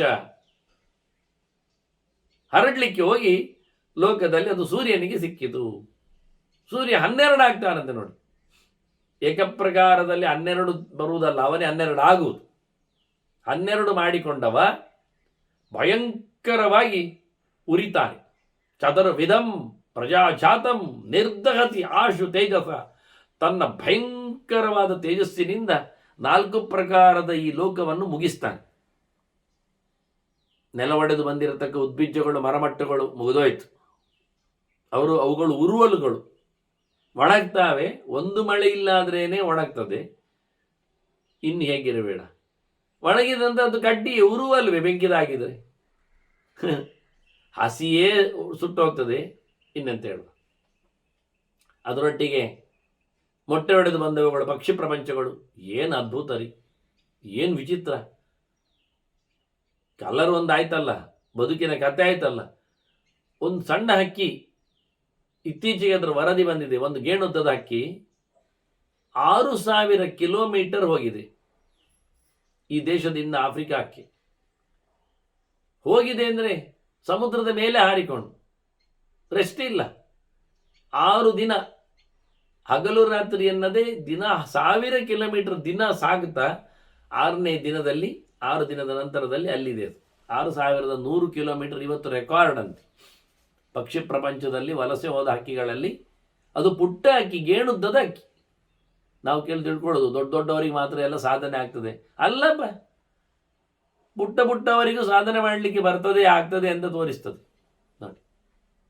ಸಣ್ಣ ರೆಕ್ಕೆ, ಸಣ್ಣ ಹಕ್ಕಿ, 6 ದಿನ ಏನು ಕುಡಿಯದೆ ತಿನ್ನದೆ, ಏನು ಸಮುದ್ರದಲ್ಲಿ ನೀರು ಕುಡಿತೇ ಹೇಳಬೇಕು. ಮತ್ತೆ ನೆಲವನ್ನು ಹತ್ತಿರಕ್ಕೆ ಅಂದರೆ ಕೆಳಗೆ ಇಳಿತಾ ಬಂದು ಹಗಲು ರಾತ್ರಿ ಎನ್ನದೆ ಅದು ರೆಕ್ಕೆ ಬಡಿಯುವ ಕತೆ ಹೇಗಿರಬೇಡ. ಬಿಸಿಲು ಗಾಳಿ ಎನ್ನದೆ ಅದರ ಶಕ್ತಿ ಹೇಗಿರಬೇಡ. ಹೋಗುವಾಗ ತಪ್ಪಿಸಿಕೊಂಡು ಹೋಗ್ಬೇಕಲ್ಲ ಗಾಳಿಯ ಫೋರ್ಸನ್ನೆಲ್ಲ. ಬಿಸಿಲಿದ್ದೇ ಇದೆ ಅಲ್ಲ, ಎಲ್ಲಿ ಮರ ಇದೆ, ನೆರಳಿದೆ. ಏನು ಅದ್ಭುತ. ಇದನ್ನು ಹೇಳಿದೆ, ಇಂತಹ ಪಕ್ಷಿ ಪ್ರಪಂಚವನ್ನು, ಅಂಡಜಗಳು, ಆನಂತರ ಜರಾಯುಜಗಳು, ಪ್ರಾಣಿ ಪ್ರಪಂಚವನ್ನು, ಗರ್ಭವನ್ನು, ಚೀಲವನ್ನು ಹರಿದು ಬರುವವರು, ಮತ್ತು ಇನ್ನು ಮುಂದಕ್ಕೆ ಹೋದರೆ ಇನ್ನೂ ಪ್ರಾಣಿಗಳ ಪ್ರಪಂಚದಲ್ಲಿ ಗಲೀಜಲಿ ಹುಟ್ಟುವವುಗಳು, ಸ್ವೇದಜಗಳು, ಎಲ್ಲ 4 ಪ್ರಕಾರದ ಜೀವಜಾತಗಳನ್ನು ಎಲ್ಲ ಸುಟ್ಟು ಹಾಕಿ ಬಿಡ್ತಾನೆ. ಅದಕ್ಕೆ ಅವನು 12 ಆದದ್ದು. ಏನು ಅದ್ಭುತ. ಈ ರೀತಿಯಾಗಿ ಎಲ್ಲ ಕಡೆ ವಿಚಿತ್ರವಾಗಿ, ಅದು ಎಷ್ಟು ಸಮಯ ಬೇಕ್ರಿ? ಏತದ್ ಉನ್ಮೇಷ ಮಾತ್ರೇಣ ವಿನಷ್ಟಂ ಸ್ಥಾಣು ಜಂಗಮಂ. ಅಲ್ಲರಿ, ರಾತ್ರಿಗೆ ಎಷ್ಟೊತ್ತು ಬೇಕು? ರಾತ್ರಿ ತಡ ಏನು ಬರ್ತದ? ಸೂರ್ಯ ಕಂತಿದ್ದ ಅಂದರೆ ಕತ್ತಲು ಬಂದಾಯ್ತೆ, ಮತ್ತೆಂತ. ಹಾಗಾಗಿ ಪ್ರಯೋಜನ ಇಲ್ಲ. ಸ್ವಿಚ್ ಆಫ್ ಮಾಡಿದರೆ ಕತ್ತಲಾಗುವ ಹಾಗೆ ಏತದ್ ಉನ್ಮೇಷ ಮಾತ್ರೇಣ, ಇದೆಲ್ಲ ಕಣ ಮುಚ್ಚುವುದರಲ್ಲಿ ಕೆಲಸ ಮುಗಿತಂದ್ರು. ಯಾವೋ ಹೌದ್ರಿ. ಒಂದು ಸೂರ್ಯ ಸ್ವಲ್ಪ ಹೊತ್ತಿನಲ್ಲೇ ಡಿಗ್ರಿ ಜಾಸ್ತಿ ಆದವನು ಇರುವ ಎಲ್ಲವನ್ನೂ ಕೆಲವೊಮ್ಮೆ ಕಳೆಯುವಂತೆ ಮಾಡ್ತಾನೆ. ಆದರೆ 12 ಸೂರ್ಯರು ಬಂದಾಗೆ ಕಥೆ ಏನ್ರಿ? ಯಾವುದು ನಿಲ್ತದೆ ತಲೆ ಎತ್ತಿ? ಕ್ಷಣ ಮಾತ್ರದಲ್ಲಿ ಎಲ್ಲವೂ ಭಸ್ಮ. ಸ್ಥಾಣು ಜಂಗಮಂ. ನಿಂತದ್ದು ಇಲ್ಲ, ಓಡುವಂಥದ್ದಿಲ್ಲ. ನಿಂತದ್ದು ಓಡುವುದೆಲ್ಲಿಗೆ? ಓಡುವುದಾದ್ರೂ ಓಡುವುದೆಲ್ಲಿಗೆ? ಅದರಿಂದ ಹರಿದಾಡುವ, ನೆಲೆಗೊಂಡಿರುವ ಸ್ಥಾವರ ಪ್ರಪಂಚ ಆಗಲಿ, ಜಂಗಮ ಪ್ರಪಂಚ ಆಗಲಿ, ಚರಾಚರ ಪ್ರಪಂಚ ಸುಟ್ಟೂರಿದು ಬೂದಿ ಆಗ್ತದೆ, ಇಲ್ಲ ಆಗ್ತದೆ. ಇನ್ನೊಮ್ಮೆ ಅರ್ಥ ಹೇಳಿ, ಬಹಳ ಚೆನ್ನಾಗಿತ್ತಿದ್ದು. ಬಹಳ ಖುಷಿಯಲ್ಲಿದೆ. ಏತದುನ್ಮೇಷ ಮಾತ್ರೇಣ ವಿನಷ್ಟಂ ವಿಷ್ಣುನಾ ನಷ್ಟಂ. ಪರಮಾತ್ಮ ಇದನ್ನು ಇಲ್ಲ ಮಾಡಿದ, ಕಾಣದಂತೆ ಮಾಡಿದ. ನಶ ಅದರ್ಶನ, ಇಲ್ಲ ಮಾಡಿದ, ಕಾಣದಂತೆ ಮಾಡಿದ. ಎಷ್ಟೊತ್ತಿನಲ್ಲಿ ಅವನ ಒಂದು ಪರನಾಮ ನಿಮೇಷಕಾಂತೆ ಆಚಾರ್ಯರನ್ನು ಗಮನಿಸ್ತಾರೆ, ಗುರುತಿಸಿದ್ದಾರೆ. ದೇವರ ಒಂದು ಕಣ್ಣು ಮುಚ್ಚಿ ತೆಗೆದಾಗ ಒಂದು ಬ್ರಹ್ಮಾಂಡವೇ ಬಂದು ಹೋಗಿರ್ತದೆ ಅಂತ. ಇದನ್ನು ರೇವತರಾಜನ ಕಥೆಯಲ್ಲಿ ನೋಡಲಿಕ್ಕೆ ಬಹಳ ಖುಷಿಯಾಗಿರ್ತದೆ. ಆತ ಹೋಗಿ ತನ್ನ ಮಗಳನ್ನು ಕರ್ಕೊಂಡು ಚತುರ್ಮುಖ ನಡೆ ಹೋಗಿದ್ದಾನೆ. ಈ ಹುಡುಗಿಗೆ ನೀವು ಏನು ಅಂತ ಬರೆದಿದ್ದೀರಿ, ಗಂಡ ಯಾರು ಅಂತ ಕೇಳಲಿಕ್ಕೆ ಅಂತ ಹುಡುಗಿಯನ್ನೇ ಕರ್ಕೊಂಡು ಹೋಗಿದ್ದಾನೆ ನೋಡ್ರಿ ಮೇಲಿನ ಲೋಕಕ್ಕೆ. ಅಲ್ಲಿ ಹೋಗುವಾಗ ಕಚೇರಿ ಆಗ್ತಾ ಇತ್ತಂತೆ. ಗಮ್ಮತ್ತು ಅಂದರೆ ಸಂಗೀತ ಕಚೇರಿ. ಬ್ರಹ್ಮಾಣಿ ಹಾಡ್ತಾ ಇದ್ಲು, ವೇದದ ಚಿಂತನೆಯಲ್ಲಿ ದೇವರ ಚಿಂತನೆ ಮಾಡ್ತಾ ತನ್ನ ಹಿನಿಯನಲ್ಲಿ ಭಗವಂತನನ್ನು ಕಾಣ್ತಾ ಇದ್ಲು. ಬ್ರಹ್ಮದೇವತನ್ನು ಆಲಿಸ್ತಾ ಇದ್ದ ಶಬ್ದಗಳನ್ನು. ಇವ ಸಂಗೀತ ಮುಗಿಲಿ ಅಂತ ಸುಮ್ಮನೆ ಕೂತ. ಮುಗಿದ ತಕ್ಷಣ ಎಂಟ್ರಿ ಆಗಿ ಕೇಳಿದ, ನನ್ನ ಮಗಳನ್ನು ಯಾರಿಗೆ ಕೊಡ್ಲಿ ಅಂತ. ಯಾರೆಲ್ಲ ಇದ್ದಾರೆ ಕೇಳ್ತಾನೆ, ಯಾರ್ಯಾರೋ ಹೆಸರು ಹೇಳ್ತಾನೆ. ಇದು ಯಾವಾಗ ಮಾರಾಯ, ಇಲ್ಲಿ ಬಂದು ನಿನ್ನ ಸಂಗೀತ ಕೇಳಿ ನೀನು ಮನಸ್ಸು ಎಚ್ಚರ ತಪ್ಪಿ ಎಷ್ಟು ಸಮಯ ಆಯಿತು ನಿನಗೆ ಗೊತ್ತಿಲ್ಲ. ಅಯ್ಯೋ ಮಾರಾಯ, ಯುಗಗಳೆಲ್ಲ ಸಂದಿವೆ. ಈಗ ನೀನು ಹೇಳಿದವರು ಯಾರೂ ಇಲ್ಲ, ಅವರ ವಂಶದವರು ಇರಲಿಕ್ಕಿಲ್ಲ. ಈಗ ಬಲರಾಮ್ ಇದ್ದಾನೆ ನೋಡಿ, ಕೃಷ್ಣನ ಅಣ್ಣ, ಅವನಿಗೆ ಕೊಟ್ಟು ಬಿಡು ಅಂತ ಹೇಳ್ತಾನೆ. ಹಾಗೆ ದೇವಲೋಕದಲ್ಲಿನ ಕಥೆಗಳು ಮನುಷ್ಯನಿಗೆ ಅರ್ಥ ಆಗುವುದಿಲ್ಲ. ಅದು ನಮ್ಮನ್ನು ಮೈ ಮರೆಸ್ತವೆ ಅಂತಾನೆ. ರಾಜನನ್ನು ಮೋಹಗೊಳಿಸಿತು ಅಂತಾರೆ ರೇವತರಾಜನಿಗೆ, ಸಮಯದ ಪ್ರಜ್ಞೆ ಬಾರದಂತೆ. ಹಾಗೆ ಆಗುತ್ತೆ. ಆದ್ದರಿಂದ ಇದು ದೇವರ ಲೋಕದ ಕತೆ, ಸುಟ್ಟೂರಿದ ಕತೆ. ಕ್ಷಣ ಮಾತ್ರದಲ್ಲಿ ಮುಗಿದೋಯ್ತು ಎಲ್ಲ. ಇಲ್ಲಾಯ್ತು, ಯಾರಿದ್ದದು ಇಲ್ಲಾಯ್ತು. ಸ್ಥಾಣು ಜಂಗಮಂ. ಸ್ಥಾಣು ಅಂದರೆ ರುದ್ರದೇವನಿಗೆ ಹೆಸರು, ಜಂಗಮ ಅಂದರೆ ಪ್ರಾಣನಿಗೆ ಹೆಸರು. ಸದಾಗತಿ ಅವನು ಜಗತ್ತಿದ್ದಾನೆ. ಹಾಗಾಗಿ ಅಜಂಗಮಯತೀತಿ ಜಂಗಮಃ ಅಂತ ಇನ್ನೊಂದು ಚಂದ ಅರ್ಥ ಹೇಳೋದಾದ್ರೆ, ಇವನು ಸ್ತಃ ಅಣು, ಅತ್ಯಂತ ಅನುರೂಪನಾದ ಮನೋಭಿಮಾನಿ ಅಲ್ವಾ ಶಿವ. ಹಾಗಾಗಿ ಮನೋಭಿಮಾನಿಯಾದ ಭಗವಂತನನ್ನು, ಅನುರೂಪದಲ್ಲಿ ಇರತಕ್ಕ ಭಗವಂತನನ್ನು, ಇಂದ್ರಿಯಗಳು ಸ್ವಲ್ಪ ಸ್ಥೂಲವಾಗಿವೆ, ಸೂಕ್ಷ್ಮವಾಗಿರುವುದು ಮನಸ್ಸು. ಅದರಿಂದ ಮನಸ್ಸಿನಲ್ಲಿ ಇರುವವನು ಸ್ಥಾಣು. ಅನುರೂಪದ ಭಗವಂತನಲ್ಲಿ ನಿರಂತರವಾಗಿ ಚಿಂತನೆ ಮಾಡುವವನು ಸ್ಥಾಣು. ಹಾಗೆ ಜಂಗಮ ಅಂದರೆ ಈ ಜಗತ್ತಿಗೆ ಗತಿಯನ್ನು ಕೊಟ್ಟವನು ಎನ್ನುವುದು ಅರ್ಥ, ಸೃಷ್ಟಿ ಮಾಡಿದ ಚತುರ್ಮುಖ ಅಂತ. ಇನ್ನೊಂದು ಅಜಂಗಮಯತಿ ಅಂತ, ಭಗವಂತನನ್ನು ತಿಳಿಸಿಕೊಡುವವನು. ಏನು ಅಂತ ಇದ್ದಾನೆ ಅಂತ ಇರುವಾಗ ಹೇಳ್ಬೇಕಲ್ಲ, ಹುಟ್ಟಿದವನನ್ನೇ ಪರಿಚಯಿಸುವ. ಆದರೆ ಜಂಗಮಯತಿ ಅವನು. ಅಜಂ ಹೌದು, ಆದರೆ ಜಂ. ಇಲ್ಲಿ ಶಬ್ದದಲ್ಲಿ ಹುಟ್ಟಿದವನನ್ನು ವೇದದಲ್ಲಿ ತಿಳಿಸಿಕೊಡುತ್ತಾ, ಅವತಾರ ಕಾಲದಲ್ಲಿ ಬಂದವನನ್ನು ವಿಶೇಷವಾಗಿ ಮಾತಿನಲ್ಲಿ ತಿಳಿಸಿಕೊಡುವವನಾಗಿ ಎಲ್ಲರಿಗೂ ಉಪದೇಶಕನಾಗಿನಿ. ಬ್ರಹ್ಮೋಪದೇಶ ಅಂದರೆ ಅದು ಅರ್ಥ. ಬ್ರಹ್ಮಣ ಉಪದೇಶ ಅಂತ, ಬ್ರಹ್ಮನಿಂದ ಉಪದೇಶ ಆಗುವುದು ಅಂತ. ಅದು ಬ್ರಹ್ಮಣ ಎನ್ನುವುದು ಹೌದೇ, ವೇದದ್ದು ಸತ್ಯ, ದೇವರದ್ದು ಸತ್ಯ. ಆದರೆ ಯಾರಿಂದ ಎನ್ನುವುದು ಅಲ್ಲಿದೆ. ಹೀಗಾಗಿ ಸ್ಥಾಣು ಜಂಗಮಂ ವಿನಷ್ಟಂ. ಬ್ರಹ್ಮರುದ್ರರದ್ದೇ ಕಡೆಯಾಗತ್ತೆ, ಇನ್ನೆಂತ ಉಳಿಯುತ್ತೆ ಕೇಳ್ತಾರೆ. ಉಳಿದವನು ಯಾರು ಕೇಳಿದ್ರೆ ತೇಜಸ ಅಂತದ ಕೆಲವನು ನಿರ್ದಹತ್ಯಾಶು ಉನ್ಮೇಷ ಮಾತ್ರೇಣ ಅಂತ ಯದಾದಿತ್ಯಗತಂತೇಜ, ಅದೇ ಶಬ್ದ ಆಗ್ತಾನೆ. ಸೂರ್ಯನಲ್ಲಿನ ಬೆಳಕು ನಾನು ಮಾರಾಯ. ಆದ್ರಿಂದ ದೇವರಿಂದಾಗಿ ಜಗತ್ತು, ಜಗತ್ತಿನಲ್ಲಿರತಕ್ಕಂತಹ ಚತುರ್ಮುಖ ಮತ್ತು ರುದ್ರ ಅವರೇ ಹೋಗ್ತಾರೆ ಅಂದರೆ ಮುಗಿದೋಯ್ತು. ಎಲ್ಲರ ಸಂಹಾರ ಇಷ್ಟು ಚೆನ್ನಾಗಿ ಆಗುತ್ತೆ ಅಂತ. ನೆಲ ಹೇಗೆ ಕಾಣ್ತದೆ? ಅದು ಬೋಳ್ ಮಂಡೆಯಾಗಿ ಕಾಣ್ತದೆ. ಮತ್ತೆಂತ ಹೇಳು, ಕೂರ್ವಪೃಷ್ಠ ಸಮಃ. ವಾಸ್ತವವಾಗಿ ಕೂರ್ವಪೃಷ್ಠವದ್ ಭೂಮಿ, ನೆಲ ಚಟ್ಟೆಯಾಗಿ ಫ್ಲ್ಯಾಟ್ ಆಗಿ ಎಂಥದ್ದು ಇಲ್ಲದ ಹಾಗೆ ಆಮೆಯ ಬೆನ್ನಿನಾಗಿ. ನಮಗೊಂದು ಪರಿಚಯಕ್ಕೆ ಬೇಕಲ್ಲ ಮಾರೆ, ಯಾಕೆ ನಾವು ಪ್ರಳಯ ಕಾಲದಲ್ಲಿ ಇರುವುದಿಲ್ಲ, ಚಟ್ಟೆ ಆಗಿ ಹೋಗ್ತದೆ ಎಲ್ಲ. 4 ಪ್ರಕಾರದ ಸಾವು ಆಗಿರುವಾಗ ನಾವು ನೋಡುವುದಿಲ್ಲಿಂದ. ಮತ್ತೆ ನಮಗೊಂದು ಕ್ಯೂರಿಯಾಸಿಟಿ, ಹೇಗೆ ಉಂಟು ಅದು ಆಮೆಯ ಬೆನ್ನಿನಾಗೆ ಉಂಟು. ಒಂದು ಹೇಳಲಿಕ್ಕೆ ಒಂದು ಬೇಕಲ್ಲ. ಯಾಕೆಂದರೆ ಆಮೆಯ ಬೆನ್ನಿನಲ್ಲಿ ಎಂಥದೂ ಇಲ್ಲ, ಒಂದು ರೋಮ ಇಲ್ಲ, ತೇಪೆ ಎಂಥದಿಲ್ಲ, ಖಾಲಿ ಪ್ಲೈನ್. ಅಂದರೆ ಈ ನೆಲ ಪ್ಲೈನ್ ಆಗ್ತದೆ ಅಂತ ಎಂಥದೂ ಇಲ್ಲ. ಮುಳ್ಳು ಕಂಟೆ ಮತ್ತೊಂದು ಇನ್ನೊಂದು ಎಲುಬು ಅದು ಏನೇನಿಲ್ಲ, ಸರ್ವ ಸಂಹಾರ. ಕೂರ್ವಪೃಷ್ಠವಾದ ಭೂಮಿ.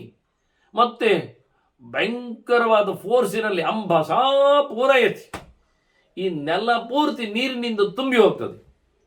ಭಯಂಕರ ಫೋರ್ಸಿನ ನೀರು ಎಲ್ಲೆಡೆ ತುಂಬಿಬಿಟ್ಟಿದೆ. ತತಃ ಕಾಲಾಗ್ನಿವಾಸಾತಿ ತದಂಭೋ ಯಾತಿ ಸಂಕ್ಷಯಂ. ನೀರು ಖಾಲಿ ಆಗ್ತದೆ. ನೀರು ಭಯಂಕರ ದೊಡ್ಡ ಬೆಂಕಿ, ಕಾಲಾಗ್ನಿವಾಸಾದ್ಯ. ಅದು ಸಂಹಾರದ ಕಾಲ. ಆ ಸಂಹಾರದ ಕಾಲದಲ್ಲಿನ ಅಗ್ನಿ, ಅಗ್ನಿಯಿಂದ ಭಕ್ಷಣೆ ಮಾಡೋದು, ನುಂಗುವುದು. ಜಮದಗ್ನಿ ಹೆಸರಿರಲಿಲ್ಲ, ಹಾಗೆ ಅಗ್ನಿಯಿಂದ ತಿಂತದೆ ಅಂತ ಅತ್ತೀತಿ ಅಂತ. ಸಂಹಾರ ಕಾಲದ ಎಲ್ಲವನ್ನು ನುಂಗುವ ಬೆಂಕಿ ನೀರನ್ನು ಕುಡಿದು ಖಾಲಿ ಮಾಡಿಬಿಡ್ತದೆ, ಎಂಥದೂ ಇಲ್ಲ.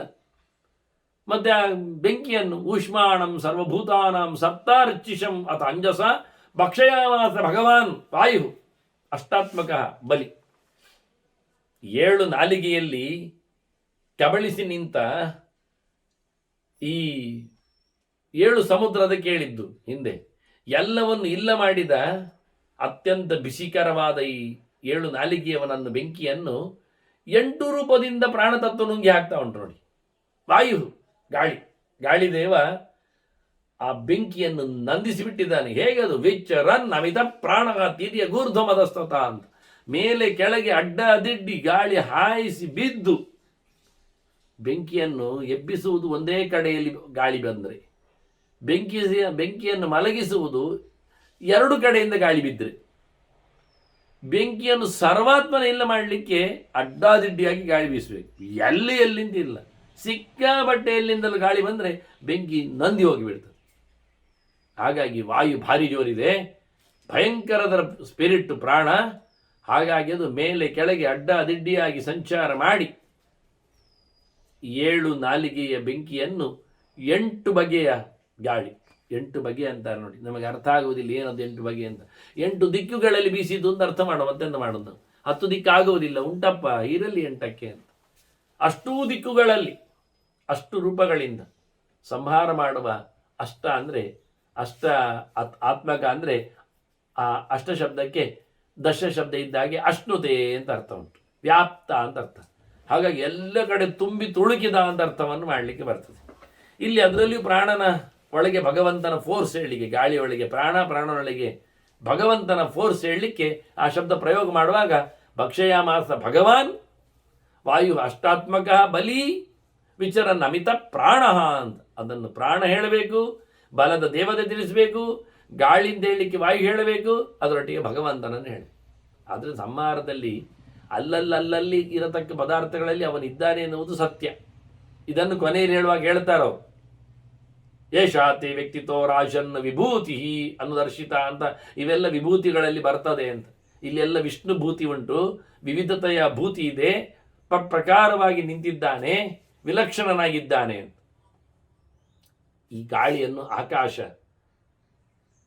ಇಲ್ಲ ಮಾಡ್ತದೆ ನೋಡಿ, ಗಾಳಿ ಇಲ್ಲದ ಆಕಾಶ ಆಗ್ತದೆ ನೋಡಿ. ಆ ಆಕಾಶವನ್ನು ಮನಸ್ಸು ನುಂಗಿ ಹಾಕ್ತದೆ. ಅದಕ್ಕೂ ಜೋರು ಫೋರ್ಸ್ ಉಂಟು. ಈಗ ಮನೋಗ್ರಸತಿ ಸರ್ವಾತ್ಮ ಸ್ವಹಂಕಾರ ಪ್ರಜಾಪತಿ ನೋಡಿ, ಇಲ್ಲಿ ಬಂದ ಮನಸ್ಸನ್ನು ನುಂಗಿ ಹಾಕಿದ ಯಾರು? ಅಹಂಕಾರ ಅಂತ ನೋಡಿ, ಗೊತ್ತಾಯ್ತು ಈಗ ಯಾರು? ಅವನು ಪ್ರಜಾಪತಿ ಇದ್ದಾನೆ. ಪ್ರಜಾಪತಿ ಪಶುಪತಿ ಎರಡು ಅರ್ಥ ಮಾಡಿದರೆ ರುದ್ರ ಅಂತ ಅರ್ಥ ಮಾಡಲಿಕ್ಕೆ ಆಗುತ್ತೆ ಅಹಂಕಾರಕ್ಕೆ. ಆಗ ಮನಸ್ಸಿಗೆ ಸ್ಕಂದನನ್ನು ಹೇಳಲಿಕ್ಕೆ ಆಗ್ತದೆ. ಅವನ ಮುಗಿಸುವುದು ಅವನಪ್ಪನೇ. ಹಿಂದೆ ನಾವು ನೋಡಿದ್ದೇವೆ ಪ್ರತಿಲೋಮ ವಿಲೋಮದಲ್ಲಿ ಸೃಷ್ಟಿ ಸಂಹಾರಗಳ ಕತೆ. ಅಹಂಕಾರ ಮಹಾನಾತ್ಮ, ಅಹಂಕಾರ ತತ್ವವನ್ನು ಮಹತ್ತತ್ವ, ಮಹಾನ್ನದ ದೊಡ್ಡವನು ಹೇಳಿಕೊಂಡವ, ಭೂತಭವ್ಯ ಭವಿಷ್ಯವಿತ್, ನಿನ್ನೆ ಮೊನ್ನೆ ಇಂದು ಎಲ್ಲ ತಿಳ್ಕೊಂಡವ, ಅವನದನ್ನು ಮುಗಿಸಿಬಿಡ್ತಾನೆ. ತಮಪಿ ಅನುಪಮಾತ್ಮಾನಂ ವಿಶ್ವಂ ಶಂಭು ಪ್ರಜಾಪತಿ, ಅವನಿಗೂ ಎಣೆ ಇಲ್ಲ. ಅನುಪಮ ಆತ್ಮ ನೋಡಿ, ಒಳ್ಳೆ ಶಬ್ದ ಚತುರ್ಮುಖನಿಗೆ. ಅನುಪಮ ಅಂದರೆ, ಉಪಮ ಅಂದರೆ ಎಣೆ, ಸದೃಶನಾದವನು. ಅನುಪಮ ಅಂದರೆ ಯಾರು ಅವನಿಗೆ ಸಮ ಇಲ್ಲ. ಚತುರ್ಮುಖನಿಗೆ ಸಮನೇ ಇಲ್ಲ, ಅವನು ಜೀವೋತ್ತಮ ಇದ್ದಾನೆ, ಅಂತಹ ಸಂಹಾರದ ಕೊನೆಯ ತತ್ವನಾಗಿದ್ದಾನೆ. ಅಂಥವನನ್ನು ವಿಶ್ವಂ ಶಂಭು ಪ್ರಜಾಪತಿ ನೋಡಿ. ಆಗವನಿ ಪ್ರಜಾಪತಿ ಹೇಳಿದ್ದದು ಪಶುಪತಿಗೆ ಅಥವಾ ಪ್ರಜೆಗಳ ಒಡೆಯನಿಗೆ. ಇಲ್ಲಿ ಪ್ರಜಾಪತಿ ಎನ್ನುವುದು ಭಗವಂತನಿಗೆ. ಪ್ರಜಾನಾಂ ಪಾಲನಾದ್ ವಿಷ್ಣು ಪ್ರಜಾಪತಿ ತೀರಿತ, ಅವನ ಮೊದಲ ಪ್ರಜೆ ಅದು ಚತುರ್ಮುಖ. ಪ್ರಕೃಷ್ಟನಾದ ಜಾತಿ ಅವನದ್ದು, ಒಳ್ಳೆ ಹುಟ್ಟು. ಯಾರಾದರೂ ನಾಭಿ ಕಮಲದಿಂದ ಹುಟ್ಟಿ ಬರುವುದುಂಟ? ಇಲ್ಲ, ಅದು ಚತುರ್ಮುಖನಿಗೆ ಮಾತ್ರ. ಆದರೆ ಹುಟ್ಟಿ ಬಂದಿರತಕ್ಕ ಉತ್ತಮನಾದ ವ್ಯಕ್ತಿಯನ್ನು ಭಗವಂತ ಅಲ್ಲಿ ಮುಗಿಸಿ. ಯಾರು? ವಿಶ್ವಂ ಶಂಭು. ಇಡೀ ಜಗತ್ತಿಗೆ ಒಳ್ಳೇದು ಮಾಡಲಿಕ್ಕೋಸ್ಕರ ಹೊಸ ಜಗತ್ತು ಬೇಕು, ಹೊಸ ಹೊಸ ಜನ ಬೇಕು, ಹೊಸ ಲೀಡರ್ ಬೇಕು. ಹಾಗಾಗಿ ಇಡೀ ಜಗತ್ತಿಗೆ ಒಳ್ಳೆಯದನ್ನು ಮಾಡಲೋಸುಗ ಸಂಹಾರ ಮಾಡಿದ. ನಾವು ಬಿಚ್ಚುವುದು ಯಾಕೆಂದರೆ ಒಳ್ಳೆ ರೀತಿಯಲ್ಲಿ ಕಟ್ಟಲಿಕ್ಕೆ, ಹೇಗೋ ಹಾಗೆ. ಹಾಗಾಗಿ ನಾವು ಆಗ ಅಳುವುದಿಲ್ಲ, ಖುಷಿಯಲ್ಲೇ ಬೀಳಿಸ್ತೇವೆ. ಯಾಕೆ? ಒಳ್ಳೇದು ಕಟ್ಟಲಿಕ್ಕೆ ಉಂಟು ಅಂತ. ಹಾಗಾಗಿ ದೇಹವನ್ನು ಆಗಿ ಬೀಳಿಸುವಾಗ ಖುಷಿಯಲ್ಲಿರಬೇಕು, ಒಳ್ಳೆಯದು ಪಡೀಲಿಕ್ಕೆ ನಾನು ತಯಾರಾಗಿದ್ದೇನೆ ಅಂತ. ತಯಾರಾದರೆ ಮಾತ್ರ ಅಲ್ವ, ಹಳೆತನ್ನು ಬೀಳಿಸುವಾಗ ಹೊಸತನ್ನು ಕಟ್ಟಲಿಕ್ಕೆ ಬೇಕಾದಷ್ಟನ್ನು ಒಟ್ಟು ಮಾಡಿ ತಯಾರಾಗಿರ್ತಾನೆ. ಆದ್ದರಿಂದ ಅವನಿಗೆ ಸಮಸ್ಯೆ ಇಲ್ಲ. ನಮಗೆ ಹಳತ್ತು ದೇಹ ಬಿಟ್ಟಾಗ ಸಮಸ್ಯೆ ಆಗುವುದು, ಹೊಸತು ಕಟ್ಟಲಿಕ್ಕೆ ದೇಹವನ್ನು ಬಡಿಲಿಕ್ಕೆ ಬೇಕಾದ ತಯಾರಿ ಆಗಲಿಲ್ಲ ನಮ್ಮಲ್ಲಿ. ಇನ್ನು ಎಲ್ಲಿಯಾದರೂ ಅದಕ್ಕಿಂತ ಹಳತ್ತಾದ್ದು ಸಿಕ್ಕಿಬಿಟ್ರೆ ಅದೇ ಕಷ್ಟ. ಹಾಗಾಗಿ ಇಲ್ಲಿ ಭಗವಂತನಿಗೆ ಅದೆಲ್ಲ ಗೊತ್ತಿದೆ. ಹೊಸ ವಿಶ್ವದ ನಿರ್ಮಾಣಕ್ಕಾಗಿ ಆತ ಇದನ್ನು ಮುಗಿಸಿದ್ದಾನೆ. ಇದು ಹಳತ್ತು, ಔಟ್ಡೇಟೆಡ್. ಏನಿದ್ರು 100 ವರ್ಷವೇ, ಅದರಾಚೆಗಿಲ್ಲ ಅದನ್ನು ಉಪಯೋಗಿಸ್ಲಿಕ್ಕೆ. Full period. ಅದರಲ್ಲಿ ಮೊದಲು ಹೋಗ್ಲಿಕ್ಕಿಲ್ಲ, ಕಡೆಗೆ ಹೋಗುವುದು ಅಲ್ಲ, ಅದರ ಆಚೆಗೂ ಇಲ್ಲ, ಎಕ್ಸ್ಟೆನ್ಷನು ಇಲ್ಲ, ಅದರಲ್ಲಿ ಬೋನಸ್ಸು ಇಲ್ಲ, ವಾಸ್ತವ. ಹಾಗಾಗಿ ಇಡೀ ಜಗತ್ತಿಗೆ ಒಳಿತು ಮಾಡಲು ಸುಗ ಭಗವಂತ ಅದನ್ನು ನುಂಗಿ ಹಾಕ್ತಾನೆ. ಅದು ನಿಮಗೆ ಇಲ್ಲಿ ಪ್ರಜಾಪತಿ, ವಿಶ್ವಂ, ಶಂಭು ಎಲ್ಲ ಇರುವಾಗ ನಿಮಗೆ ಪ್ರಜಾಪತಿ ಶಬ್ದದಿಂದ ಚತುರ್ಮುಖ ಅಂತ ಅರ್ಥ ಮಾಡಿ, ಅವನು ಪಾಲಕ. ಶಂಭು ಶಬ್ದದಿಂದ ಶಿವನನ್ನು ಅರ್ಥ ಮಾಡಿ. ನೀವೇ ಹೋಗಿ ಹೋಗಿ ನಾರಾಯಣ ಯಾಕೆ ಹೇಳುದು? ಮುಂದೆ ಕೇಳು ಮಾರಾಯ ಅಂತಾರೆ ಯಾಜ್ಞವಲ್ಕ್ಯರು. ಸರ್ವತಪ್ಪಾಣಿ ಬಾದಂತ ಸರ್ವತೋ ಶಿಶಿರೋಮುಖಂ ಸರ್ವತಶ್ರುತಿ ಮಲ್ಲೋಕೆ ಸರ್ವಮಾವೃತ್ಯ ತಿಷ್ಠತಿ. ಎಲ್ಲೆಡೆ ತುಂಬಿ ತಿಳುಕಿದ್ದ ಅವನೇ ಮಾರಾಯ. ಎಲ್ಲವನ್ನು ಮುಗಿಸಬೇಕಾದ್ರೆ ಎಲ್ಲ ಕಡೆ ಹೋಗ್ಬೇಕು, ಎಲ್ಲ ಕಡೆಯಲ್ಲಿ ಇರಬೇಕು, ಎಲ್ಲವನ್ನು ನಡೆಸಬೇಕು. ಹಾಗಾಗಿ ಎಲ್ಲವನ್ನು ಮಾಡಿದವ ಸರ್ವಾತ್ಮನ ನೆಲೆಗೊಂಡವ ಭಗವಂತ ಅಂತ ಹೇಳಲಿಕ್ಕೋಸ್ಕರ. ಮತ್ತೆ ನೀವು ವಿಶ್ವಂ ಶಂಭು ಶಬ್ದ ಎಲ್ಲ ಹಾಕಬಾರ್ದು ಮಾರ್ರೆ, ಅದು ಶ್ರುತಿಯ ಶಬ್ದ ಮಾರಾಯ. ಶಾಸ್ತ್ರ ಶೀರ್ಷಂ ದೇವಂ ವಿಶ್ವಾಕ್ಷಂ ವಿಶ್ವಶಂಭುವಂ. ನೋಡಿ, ವಿಶ್ವಶಂಭು ಇಲ್ವ ಅಲ್ಲಿ? ಅದನ್ನೇ ಹೇಳಿದ್ದು. ಹಾಗೆ ಮತ್ತೆಂಥದ್ದು? ಶಾಸ್ತ್ರ ಶೀರ್ಷ ಪುರುಷ ಎಲ್ಲ ಶ್ರುತಿಯಲ್ಲಿ ಹೇಳಿದ್ದು ಪ್ರಧಾನವಾಗಿ ದೇವರಿಗೆ. ಹಾಗೆ ಆದ್ದರಿಂದ ನಾವು ಹಾಗೆ ಹೇಳುವ ಕ್ರಮ ಅಂತೇಳಿ ಯಾಜ್ಞವಲ್ಕ್ಯರು ಬಹಳ ಚಂದವಾಗಿ ವಿಶ್ವಶಂಭುವನ್ನು ಹೊಸ ಮುಖದಲ್ಲಿ ತೋರಿಸಿಕೊಟ್ಟು, ಅವನು ಎಲ್ಲ ನುಂಗಿ ನುಣಿದು ಬಿಟ್ಟೆ, ಎಂಥದಿಲ್ಲ ಉಂಟು ಮಾರಾಯ. ಎಲ್ಲ ಜೀವರಿದ್ದಾರೆ, ಜೀವರೊಳಗೆ ದೇವರಿದ್ದಾರೆ. ಹೋದದ್ದು ಜೀವ ಅಲ್ಲ, ಹುಟ್ಟಿ ಬಂದ ಫಾರ್ಮ್ಸ್ಗಳು ಹೋದದ್ದು. ಹೃದಯಂ ಸರ್ವಭೂತಾನಾಂ ಪರಮಾತ್ಮೋನ್ಗುಷ್ಟ ಮಾತ್ರಕಃ. ಪ್ರತಿಯೊಂದು ಜೀವರಲ್ಲಿ ನೆಲೆಗೊಂಡವನು ದೇವರು ಜೀವನ ಅಂಗುಷ್ಟದಷ್ಟು ದೊಡ್ಡದಿದ್ದಾನೆ. ಅವ ಇದ್ದ ಜೀವನಲ್ಲಿ ಜೀವಾಂಗುಷ್ಟ ಪ್ರಮಾಣದ, ದೇಹದಲ್ಲಿ ದೇಹಾಂಗುಷ್ಟ ಪ್ರಮಾಣಕನಾಗಿದ್ದಾನೆ. ಈಶ್ವರ ಸರ್ವಭೂತಾನಾಂ ಹೃದ್ದೇಶೆ ಅರ್ಜುನ ತಿಷ್ಠತಿ. ಎಷ್ಟು ಉದ್ದ ಎಷ್ಟು ದಪ್ಪ ಎಲ್ಲ ಅಲ್ಲಿ ಹೇಳಲಿಲ್ಲ. ಸರ್ವಭೂತಾನ ಹೃದ್ದೇಶೆ ಅರ್ಜುನ ತಿಷ್ಠತಿ ಇಲ್ಲಿ ಹೇಳ್ತಾನೆ ಅಂಗುಷ್ಟ ಮಾತ್ರಕಃ ಅಂತ.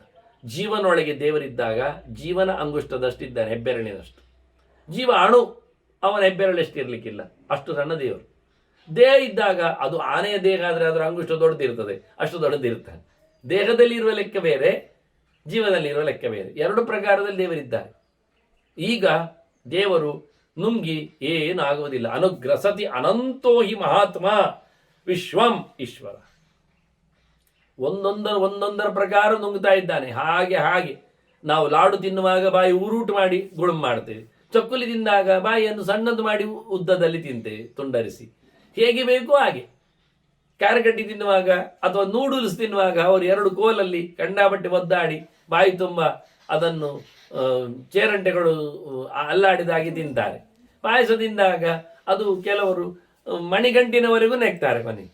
ಹಾಗೆ ಅನುಗ್ರಸತಿ ದೇವರು ಹಾಗೆ ಹೇಗೆ ಬೇಕೋ ಹಾಗೆ ತಿಂತಾರಂತೆ. ಹಲ್ವ ತಿಂದಾಗ ಚೀಪುವುದು, ಹಲ್ಲನ್ನು ಎಳೆದುಕೊಂಡು, ಇಲ್ಲ ಕಲ್ಲು ತಿಂದಾಗ ಗುದ್ದುವುದು, ಏನೋ ಅನುಗ್ರಸತಿ.